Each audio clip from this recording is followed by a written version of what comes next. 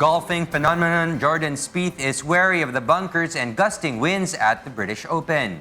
Meanwhile, Froome now leads the Tour de France after a crushing demonstration of climbing on the stage 10 of the race.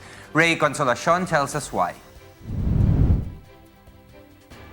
Overall leader Froome put the hammer down on the Tour de France when the Briton humiliated his rivals in the first mountain test, winning the 10th stage in awe-inspiring fashion on Tuesday. The 2013 champion produced a brutal acceleration with just over 6 kilometers left in the final ascent after his Team Sky lieutenants had prevented attacks by setting a devilish pace in the first part of 15.3-kilometer climb. When Froome attacked in his usual style, head bent, his legs spinning at a relentless frequency, American TJ Van Garderen, Spain's Alberto Contador, and defending champion Vincenzo Nibali had already been dropped. Only Colombian Nairo Quintana was still with Froome, who was also alongside teammate Richie Porte of Australia.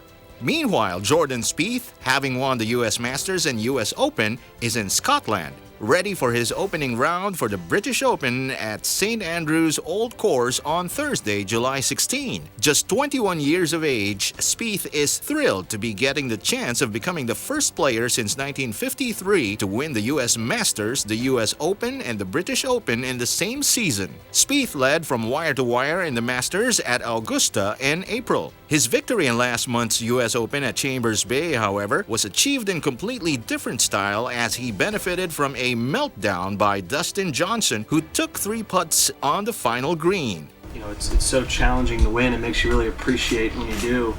And obviously I didn't really expect it at the US Open there at the end, and that was kind of a shocker. But it makes you kind of appreciate it more.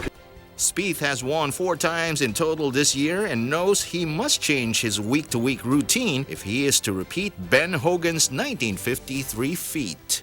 Ray Consolacion reporting for Y News.